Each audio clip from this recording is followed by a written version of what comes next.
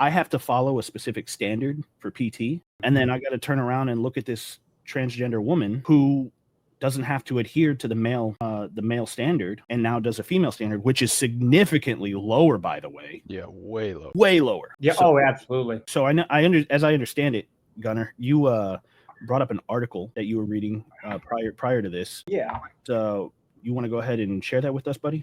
So I remember reading this back in February is when this was first out, and it's the Department of Defense's gender dysmorphia incompatible with military service members must serve in accordance with sex. That was their article, and the DoD put out a statement, and it says it is the policy of the United States government to establish high standards for service member readiness, lethality, cohesion, honesty, humility, uniformity, and integrity. Okay, this policy is inconsistent with the medical, surgical, and mental health constraints on individuals with gender dysmorphia or who have a current diagnosis or history of or exhibit symptoms consistent with gender dysmorphia.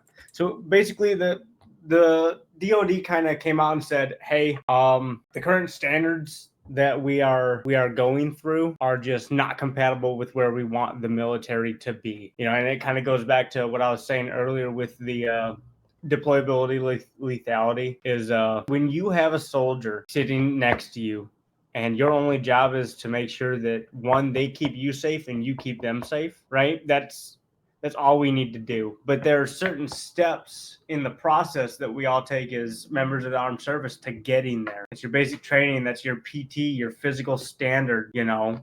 That's making sure everybody is mentally squared away to the best that they can be, right? And it just goes to show is like when you sit there and start treating people different, like you just talked about, Julian, you see very quickly that good order and discipline kind of breaks down.